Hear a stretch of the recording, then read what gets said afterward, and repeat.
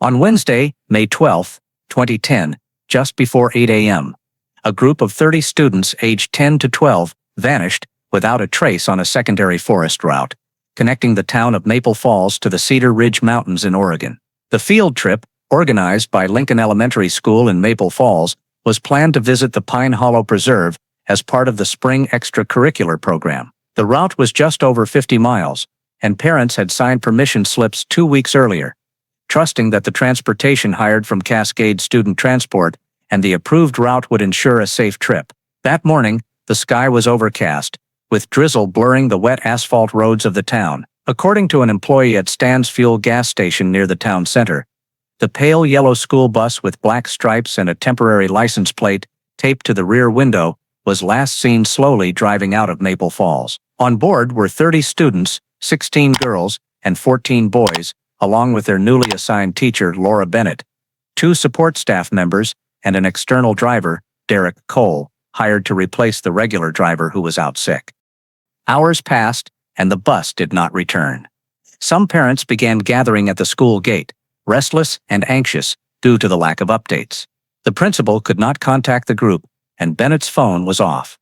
At 5:20 p.m., a parent left the school and went straight to the town police station to report the disappearance. The first patrol team was dispatched 20 minutes later, but as darkness fell, heavy rain and thick mountain fog reduced visibility to a few meters, forcing the search to halt after covering just 12 kilometers of the planned route. The next morning, volunteers, state police, and federal rescue personnel joined the search, checking secondary roads, ravines, and trails deep into the forest. There were no traces of the bus, no tire marks, no debris, no emergency signals. Only silence remained, a silence that clung to every home in Maple Falls where a child would never cross the threshold again. The route plan and student list were reviewed, and everything seemed in order: names, signatures, dates, destination. But something was off. Bennett's family stated she had never been to Pine Hollow Preserve and was unfamiliar with the route. Some parents recalled that during the briefing, the destination was mentioned as Silver Creek Falls. The discrepancy raised suspicion. The only person outside the school system, driver Derek Cole, had an unclear background. He was hired through a subcontractor with no local license or official references. When police visited the address in his file, it was an abandoned house. His employment records vanished, along with the bus. May 12, 2010, became an open wound. National media covered the story intensely for a week before it faded from headlines. The families left with no bodies, no traces, no witnesses, were plunged into a silent abyss of waiting. Some parents died in despair. Others continued trekking the forgotten forest roads each year, carrying a photo of their child and an unanswered question. In the early years after the disappearance, official searches dwindled and eventually became symbolic efforts. The state's promise to investigate to the end dissolved with each change in administration and the filing of case documents under unresolved. The parents formed a small group called Voices of May, and each anniversary, they walked silently through Maple Falls Main Street, holding signs with photos of the 30 children. During each march, candles lit the way as names were read aloud, ensuring time and nature could not erase them. The group received small support for their search: an old excavator from a charity, topographic maps from Oregon State University, and occasional help from investigators who believed the case might be linked to a human trafficking network active in the early 2010s. But no leads bore fruit. In 2013, a truck driver claimed to have seen the bus on a highway near Salem, but authorities found nothing. In 2015, a Portland newspaper reported a student was found in Nevada, but it was false. In 2019, an anonymous call suggested the bus was buried near an abandoned logging site in Mount Jefferson. Search teams dug for days but found nothing. The list of false reports grew like a cruel jest of fate, feeding despair and eroding the hope of those left behind. Before continuing to follow this haunting case, please subscribe to the channel and turn on notifications to join us in tracing every clue of the disappearance. The bus started its engine, left the lot, circled the main street, and crossed the iron bridge over the rushing Maple River. At 7:45 a.m., a security camera at Stan's Fuel on the outskirts captured the bus stopping briefly. Derek stepped out to buy coffee and a sandwich, while the children pressed their faces against the windows, watching rain streaks. That was the last time the community saw them.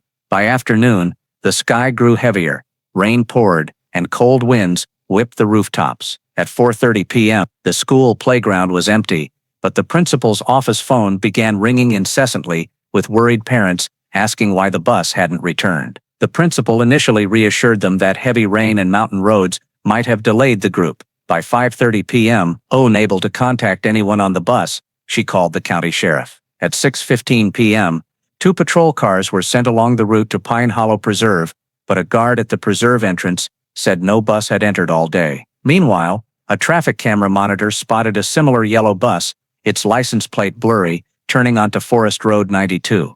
A route leading deep into swampy old-growth forest, not on the approved itinerary. Outside, fog and rain conspired to obscure all traces, and as night fell, the search became a race against the dense darkness of the Cascade Mountains. An emergency order was issued at 8 p.m., and all Maple Falls police, along with Marion County officers, gathered at Lincoln Elementary's sports field, turned into a temporary command center. Hastily set up floodlights illuminated puddles, the hum of generators mixing with the sound of rain hitting tarps. Topographic maps were spread on a wooden table, with search teams circling the planned route and marking unlisted forest roads. Search dogs were released but lost the scent within minutes, washed away by rain. One team following Forest Road 92 stopped repeatedly due to fallen trees, while another scoured bridges and ravines on the main route, finding no tire marks. At the school, parents kept vigil. Some joined rescue teams, ready to identify any sign of their children. At 10:45 p.m., a team reported faint tire tracks in the muddy ground on a side path,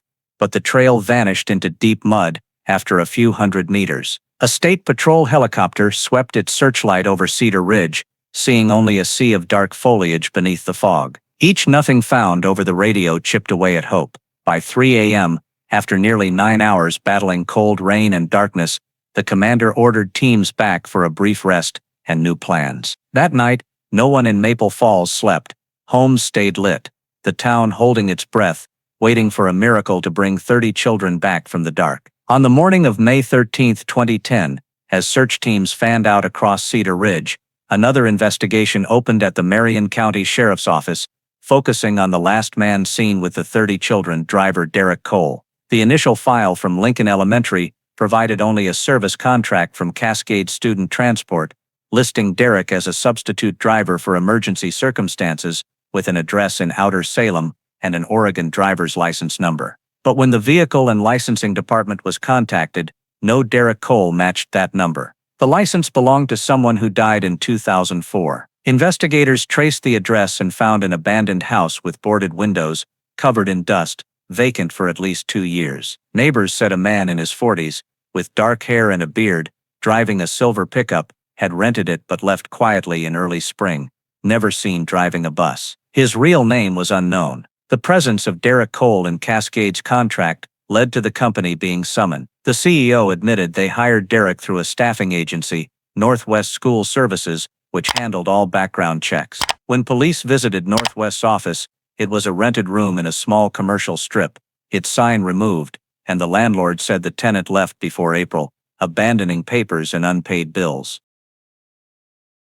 On a cold December morning in 1987, Sarah Mitchell discovered her basement door ajar. The morning light revealed muddy footprints leading to her daughter's old toy chest. Inside, wrapped in yellowed newspaper, lay a cassette tape that would unravel a 20-year-old mystery. Among those papers, an investigator found a list of temporary drivers, with Derek Cole's name appearing twice, but no social security number or fixed address, only a disconnected prepaid phone number. Other names on the list matched minor incidents involving student transport in Washington and Idaho, where buses were delayed or rerouted without clear explanation. Concurrently, forensic techs analyzed traffic camera footage of the bus turning onto Forest Road 92. The driver appeared tall, wearing a dark jacket and hood, obscuring most of his face. The angle and image quality prevented clear identification, and the frame didn't fully match the low-quality, blurry background photo of Derek in Cascade's personnel file,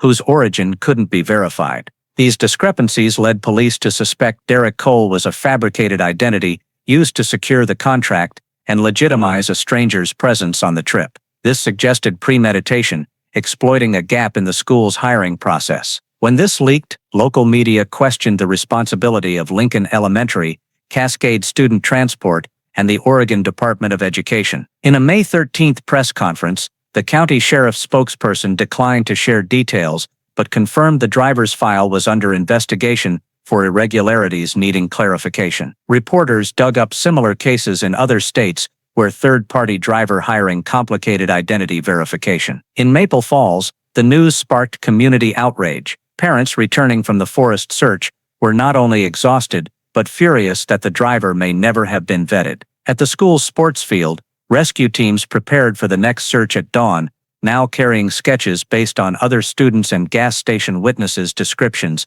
hoping someone had seen the mysterious man. A small but notable detail: the gas station employee said Derek paid for coffee and a sandwich with a neat stack of crisp $20 bills, and his jacket had a strange smell, musty, sharp, like damp wood mixed with machine oil. To investigators, this could point to a specific location: a sawmill, warehouse, or construction site deep in the forest. As the second day's sunset fell, the search yielded no progress, but Derek Cole's file became a critical link. Finding the man behind the name could unlock where the bus and 30 children vanished. In Maple Falls, amid flashlights cutting through thick rain, everyone knew time was against them. But that door remained unopened for 10 years. May 13, 2010, passed, then days, weeks, months. The search slowed, and news left the front pages. By summer's end, rescue teams dwindled to a few volunteers, mostly relatives, chasing faint rumors of a yellow bus seen on mountain roads or by a lake. Each check found nothing.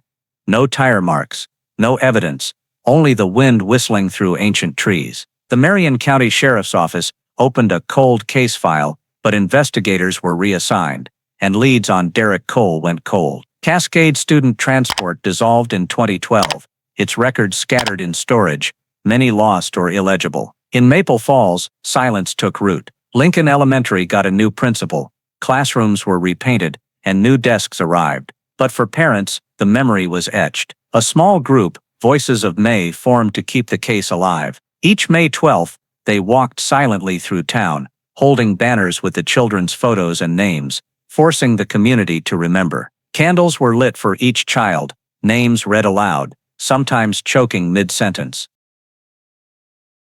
Over a decade, Voices of May received sporadic aid: a drone from a local aviation club, maps from a university, and law students attempting an independent case report. They contacted private investigators, some believing the disappearance tied to a trafficking network exploiting school trips. No theory had enough evidence to advance. Rumors and anonymous calls were the only breaks in the quiet. In 2013, someone claimed to see the bus near Bend. In 2016, a blog said a child was found in Montana. All false. In 2018, a hunter reported a rusted bus wheel in a northern Cedar Ridge canyon, but it was an old truck wheel. These fleeting hopes exhausted even the most persistent. Over 10 years, Maple Falls changed. Shops closed, the lumber mill scaled back, families left. Those who stayed looked to Cedar Ridge with haunted helplessness. Time blurred strangers' memories of the children's faces, but for parents, they were still the kids they sent off that morning. Jackets, backpacks, lunchboxes, never welcomed home. The sheriff's office occasionally fielded questions from reporters or students, always with the same answer: the case remains open, no new information. Derek Cole became a legal ghost, a name never fully verified or disproven. The story's pieces lay scattered: blurry camera photos, the gas station worker's account, an untraceable contract. They didn't form a picture, just glinting fragments fading into darkness. For Voices of May, each silent walk was not just remembrance, but a refusal to let time erase the truth. They knew the chances of finding the children alive were near zero, but the hope of finding truth, however painful, burned quietly. For 10 years, they held that hope like a candle in a storm, shielding it with both hands to keep it alight. Until one early spring day in 2020, when the rain stopped, snow receded, and workers digging for a new telecom line on Cedar Ridge's northern edge, overlooked years ago due to rough terrain, broke the silence. On the morning of August 17, 2020, the site on Cedar Ridge's northern edge was damp with fog, the sun not yet piercing the thick gray clouds. 3 workers from Northwest Rural Communications stood by a tracked excavator, preparing to dig trenches for fiber optic cables linking Maple Falls to highland communities. The area was a narrow flat between a hillside and forest edge, covered in ferns and rotting stumps, with no trails, previously ignored in searches due to its inaccessibility and soft, unstable soil. Locals rarely came here, even hunters, believing the ground ate saws and shovels, a half-joking local saying. The excavator began, its bucket scooping dark soil and roots, echoing in the quiet. At 9:15 a.m., on the third dig, less than 2 meters deep, a different sound rang out, not soil or rock, but a hollow, sharp clank as metal hit something solid. The driver, Matt Hughes, stopped the engine and jumped down. Using a pry bar, he uncovered a curved, rusted metal piece with faded yellow paint. Matt called his colleagues, and they dug with small shovels and hands, revealing a curved vehicle frame, a mud-caked broken window, and a white sign with faint lettering. One worker, a 2010 search volunteer, recognized the number on the sign as the bus's license plate. His heart raced, hands trembling as he whispered, "God, we found it." Maple Falls police were called immediately. The area was cordoned off with yellow tape within a 100-meter radius, and Marion County's forensic team arrived. As the excavator was replaced with hand tools to preserve evidence, the bus emerged, its roof collapsed, windows shattered, yellow paint streaked with rust and moss. The chassis was buried at an angle, one front wheel gone, the steel frame buckled as if crushed by a decade's weight. The first to enter crouched under warped metal, flashlights sweeping rows of mud, moss, and web-covered seats. In the thick mud and decayed leaves, they found remnants, a broken plastic lunchbox, tattered notebooks with faint pencil marks, a child's sneaker with an intact rubber sole, and backpack fragments with rusted zippers. In the back row, stuck to a seat frame by dried mud, they found a hardcover notebook with a grizzly bear cover. Some pages were waterlogged, but scrawled pencil words were legible. "Teacher didn't come. We're going somewhere else," they said. "There's a house." The sentence was underlined twice, the writing shaky but deliberate, as if meant to be preserved at all costs. Under the bus, forensics found a small cavity in the soil, covered by a thin, curved steel plate fitted to the chassis. Inside was a locked, rusted metal box. It held papers wrapped in plastic and oilcloth. A trip plan with the destination scratched out and handwritten Redwood Cabin via Larch Road. Receipts for special transport services dated May 11, 2010. A printed map with red-marked routes, and an envelope with Evergreen Learning Foundation. A name not listed among Oregon's official schools or organizations. These items, the license plate and the notebook, were sealed and sent to the forensic lab. But at the scene, the bus itself was the heaviest evidence, silent yet crushing, buried for 10 years, unknown to all. News spread fast. Within hours, dozens of reporters and news vans arrived, broadcasting live. Families of the missing children gathered, standing silently behind police tape, staring at the rusted yellow frame in the mud, clutching old photos. One mother, her hair nearly all gray, stood for a long time before softly telling a reporter, "For 10 years, I heard so many lies. Today, at least I know where my child stopped." Her words sank into the sound of rain on tarps, but everyone heard. That day in Cedar Ridge, everything paused to listen to the hollow metal echo from the earth. The voice of a secret buried for a decade. In the afternoon of August 17, 2020, as the rain subsided, the forensic team began a meticulous excavation inside the bus. The faint glow of portable halogen lamps illuminated the patchy yellow paint, reflecting off rusted patches as if the vehicle were emerging from a nightmare. The smell of mold and corroded metal mixed with the musty odor of mud churned up after a decade, so thick that newcomers had to pause to catch their breath. Investigators moved slowly, filming and cataloging each item. The seats were nearly rotted, their fabric crumbling at a touch, exposing warped metal frames. Some seats were torn from the floor, tilted as if a struggle had occurred. In the aisle, amid thick mud, they found personal items: a faded butterfly hair clip, a plastic water bottle with a dinosaur design, and KM, written on red tape, broken colored pencils, and a piece of a blue scarf. Each item was placed in separate evidence bags, its exact location noted.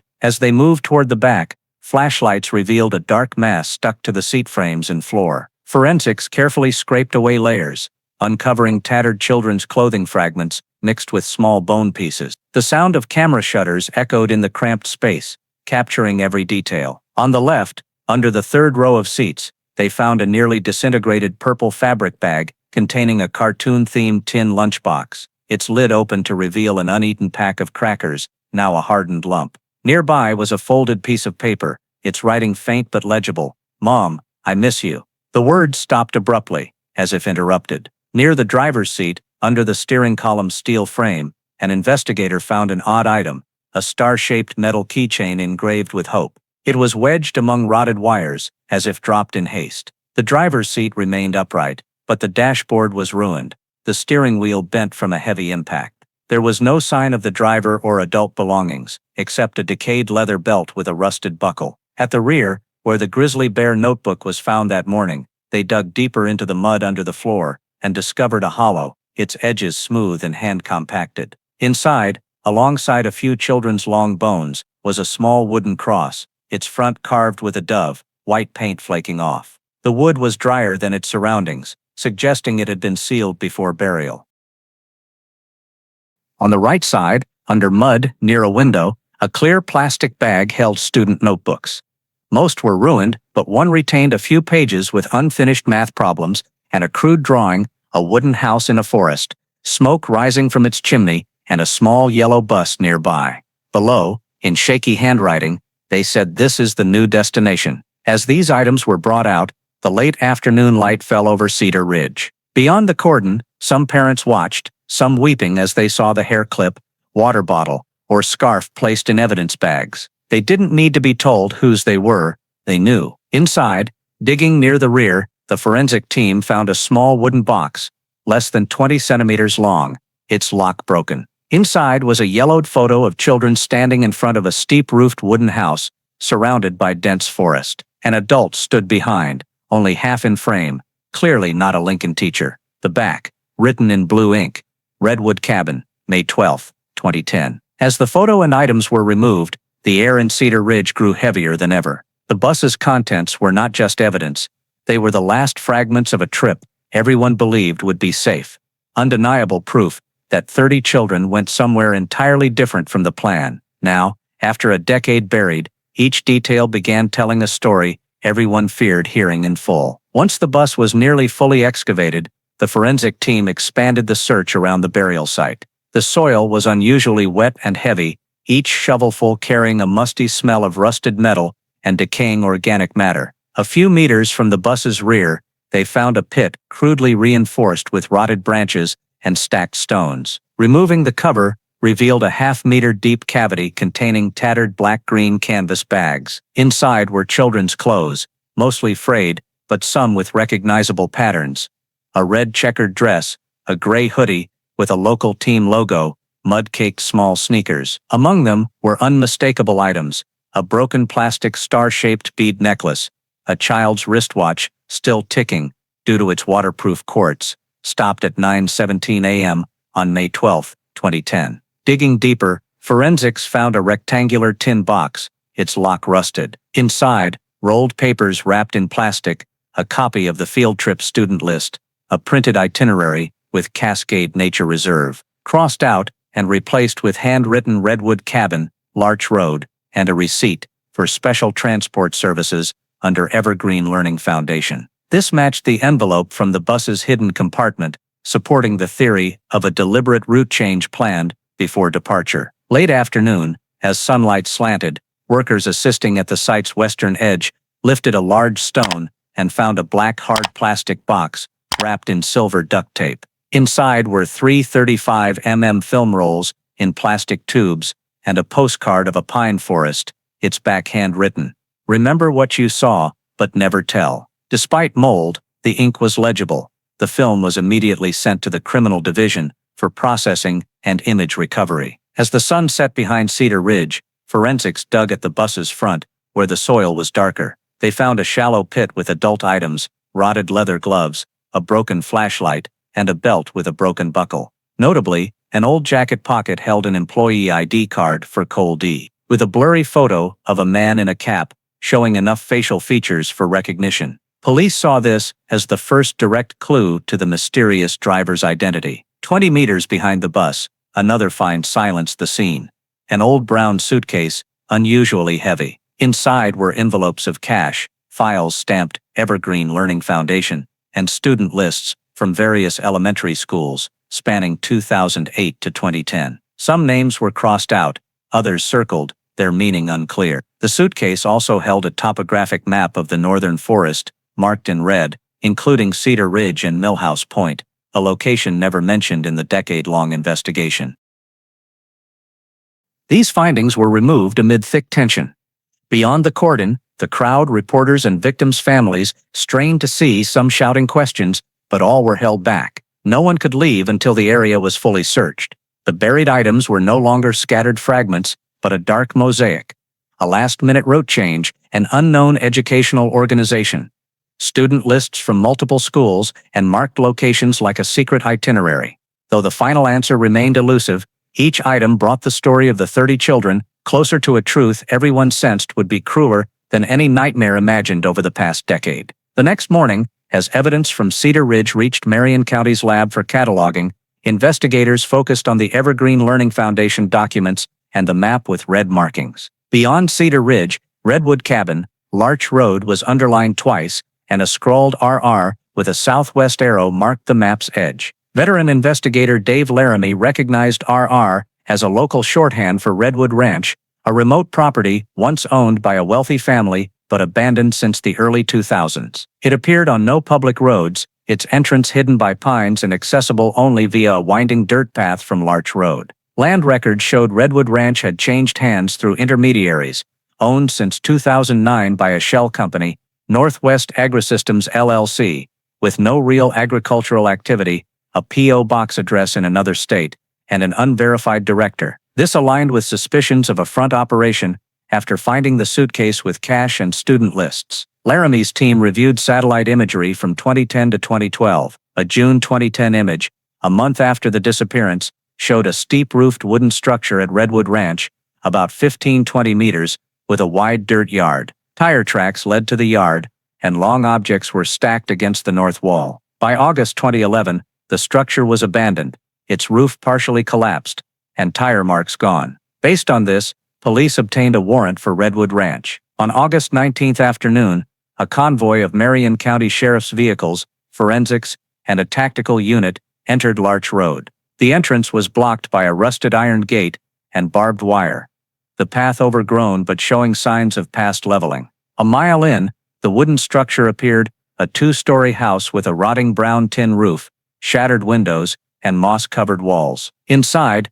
the ground floor was empty, its wooden floor creaking underfoot. The left corner showed traces of small tables and chairs, removed but leaving old tape marks, and faded colored paper on the walls, like those used for children's classroom art. In the right corner, an overturned whiteboard had a taped note: Schedule, Group 3, listing morning activities, breakfast, circle time, and West Garden visit. This chilled investigators, suggesting the place was disguised as a school camp. Upstairs, 4 small rooms showed signs of metal bunk beds, dismantled, leaving rusted frames and moldy mattresses. One room's walls had pencil marks at child height. Mom, when go home, and repeated 5-pointed star symbols. Another room's window overlooked the forest, a faint path leading 200 meters to a clearing. At the clearing, forensics noted slightly sunken ground with sparse grass. A ground scanner detected a hollow structure. Digging revealed a thick black plastic tarp covering rotted canvas sacks with blankets, children's jackets, plastic sandals, and a clear plastic box of yellowed Polaroids. The photos showed children lined up outside the wooden house, faces mostly unclear, but uniforms and backpacks matched items from the Cedar Ridge bus. A striking detail, one photo faintly showed a tall man in a brown coat and cap, his face matching the Cole D. ID from Cedar Ridge. If correct, this confirmed the driver was at Redwood Ranch, likely a transfer point before things went wrong. As evidence was sealed and removed, Laramie surveyed the desolate site. Everything, the room layouts, activity areas, wall marks, suggested Redwood Ranch was prepared to house children for days. But the biggest question remained: what happened after the bus arrived? And why was it buried with its secrets in Cedar Ridge? On the way back, a young investigator whispered to Laramie, "If this is just one map point, how many more buses are at those other red dots?" No one answered. But the question haunted the team. Redwood Ranch wasn't just an abandoned site, it was a key link in a mysterious network across the Pacific Northwest. And what they found was just the surface of a deeper darkness. 2 days after the Redwood Ranch search, Marion County Sheriff's Office received a call from a Salem nursing home. The head nurse said a new patient, a man in his 70s with frail health and patchy memory, repeatedly mentioned kids in a wooden house in the forest and a buried bus. He called himself Bobby Hanks.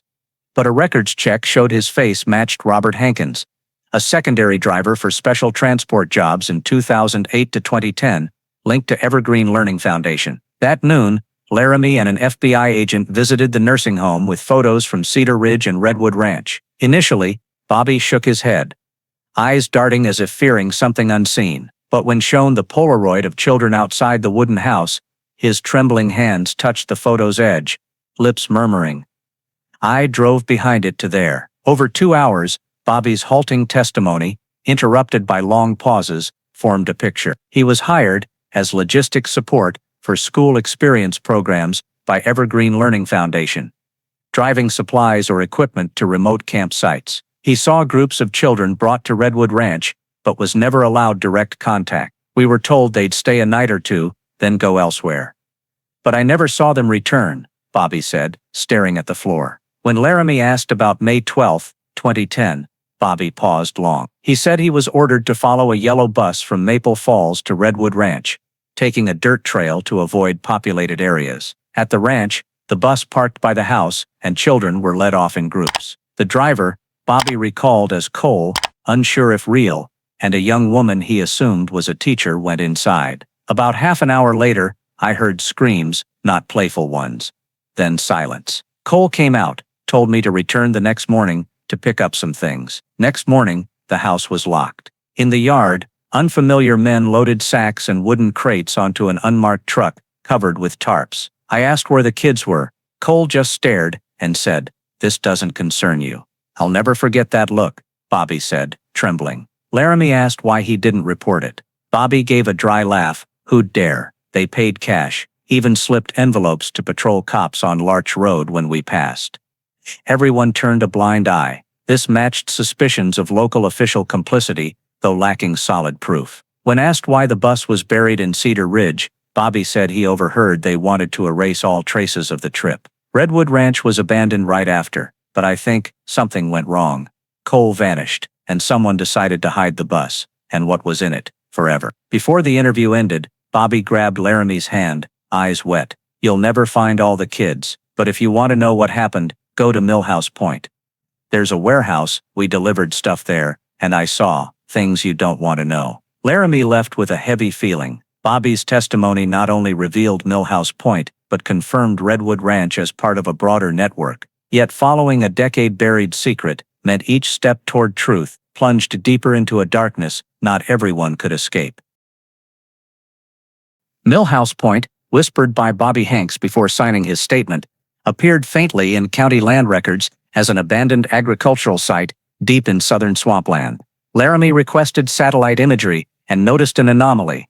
A 2010 image showed a large wooden warehouse with a green pickup parked by the door, and in the awning shadow, a long-haired woman in a beige coat, back turned. Technical analysis gave an 80% chance it was Emily Carter, the teacher who vanished with the 30 children. On August 24th, Laramie, 2 FBI agents, and forensics entered Millhouse Point. The path was a narrow dirt trail flanked by head-high reeds, the humid silence broken only by footsteps in mud. The warehouse loomed, massive but dilapidated, its weathered boards peeling. The door, locked with a rusted iron bar, was cut open with bolt cutters. Inside, mold stung the nose. Faint light from roof gaps illuminated stacks of wooden crates, sacks, and broken furniture. A large bulletin board in the left corner held dusty yellowed A4 papers.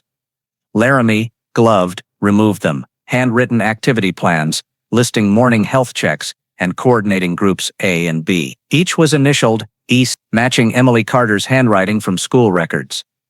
Deeper in, forensics found a small room partitioned by plywood at the warehouse's end. Its wooden latch opened to an empty space, save for a folding table and a navy backpack against the wall. The backpack was rotted but held items: a hardcover notebook, Polaroid photos, a pencil case, and a thick envelope of folded papers. The notebook was Emily's. Early pages held mundane notes, student lists, group games, teaching schedules. Later, the handwriting grew rushed, shaky. A page dated May 13, 2010, a day after the trip, read, "They said it's just an educational camp, but everything's wrong since we left school. Cole got orders to redirect. I can't contact anyone.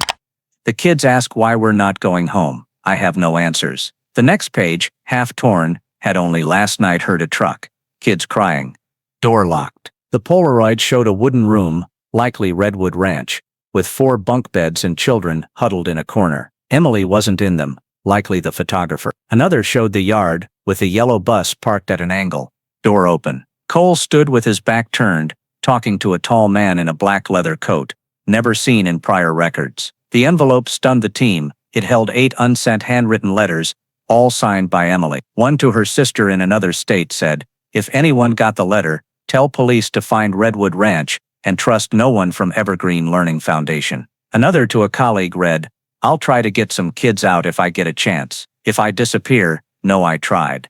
These confirmed Emily wasn't complicit, but a trapped witness, possibly risking her life to protect the students. Forensics found dark brown hairs on the backpack strap, sent for DNA testing. Before leaving, an agent found a small compartment under the floor near the warehouse door, covered by a loose board. Inside was a folding knife with rusted stains, its handle faintly engraved, EC. If Emily's, it might have been hidden for self-defense or a final escape attempt. Back at base, Laramie stood before Emily's smiling staff photo, feeling grief and anger. For 10 years, her name carried suspicion, but today's notes and photos revealed a different truth. She might be the last living link to what happened to the 30 children. The question was she still out there, or was her fate buried with the bus in Cedar Ridge?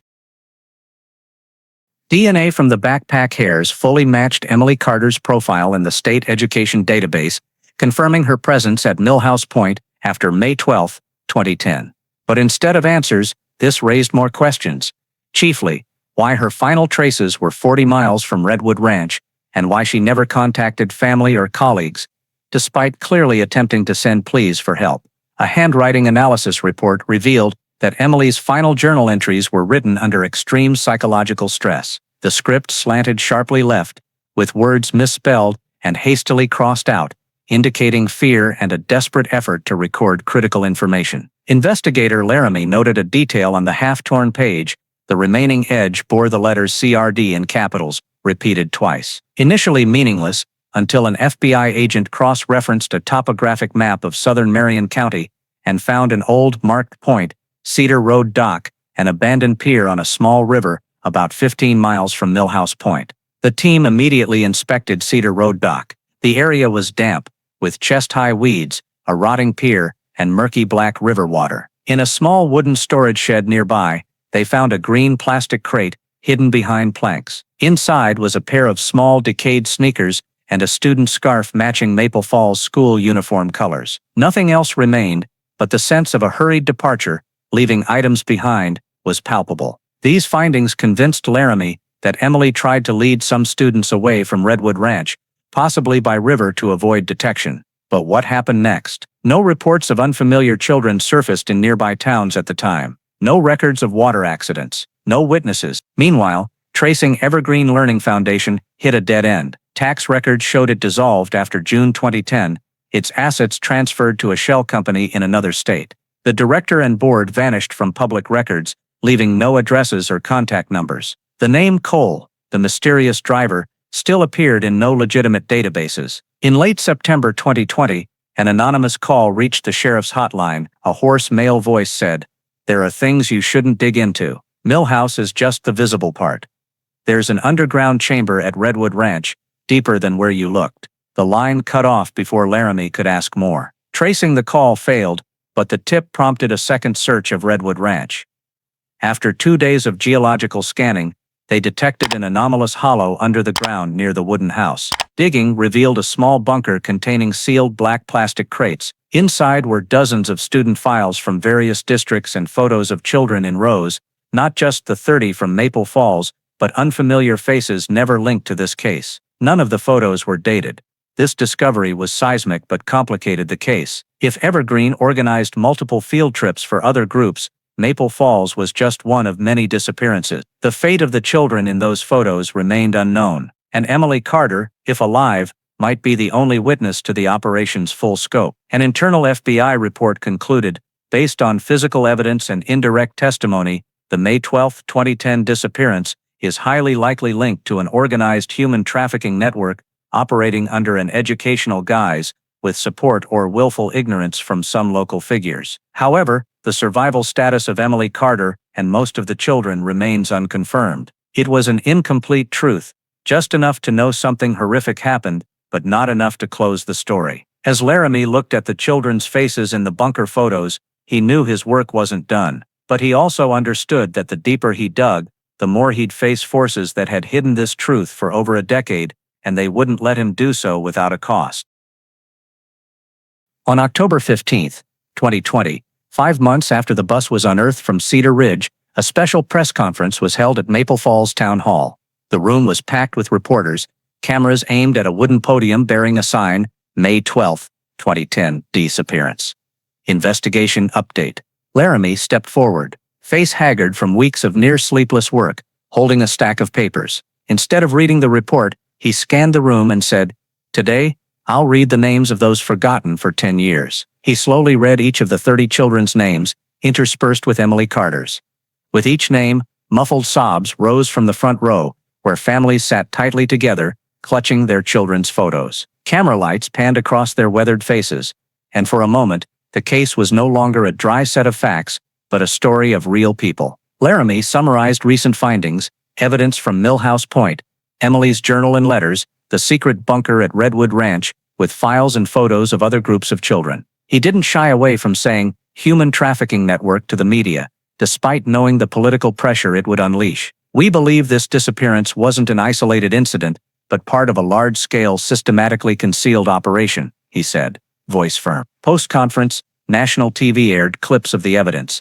Emily's photo by the warehouse, her shaky journal pages, and dozens of children's faces in Polaroids. The story spread rapidly, with #MapleFalls30 trending online. Child protection groups, volunteer lawyers, and former law enforcement began offering investigation support. But as names returned to light, so did darker forces. Some 2010 Marion County officials faced media scrutiny over ties to Evergreen Learning Foundation. 2 former patrol officers were internally investigated for suspected bribes to ignore special transports. A local businessman, linked to Evergreen's main donor, sold his assets and left the state, fueling rumors of secret meetings at Redwood Ranch before the disappearance. Amid this tension, Emily Carter's family released a recording found on her sister's old hard drive, who had received but not read Emily's plea 10 years earlier. The 2-minute clip captured Emily's breathless whisper, "If anyone hears this, tell them I tried. I got a few kids out, but someone's following.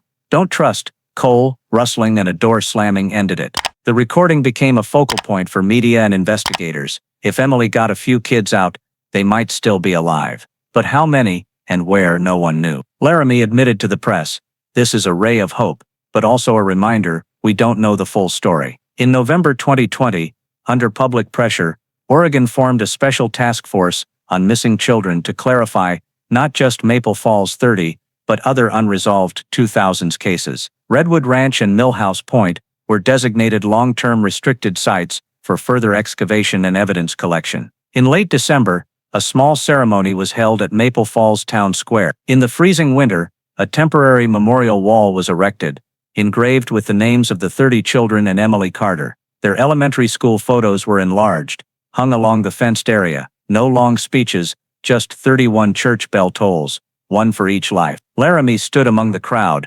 watching candles flicker before Emily's photo, a woman he never met but spent months tracking. He knew, bringing these names to light wasn't full justice. Many culprits were dead, evidence lost, and key answers possibly buried forever. But at least they weren't forgotten. As night fell on Maple Falls, the memorial's glow shone like small flames in a sea of darkness. Laramie understood that, though the truth might never be complete, remembering and reciting their names was the only way to keep this story alive, and ensure what happened on May 12, 2010, never happened again.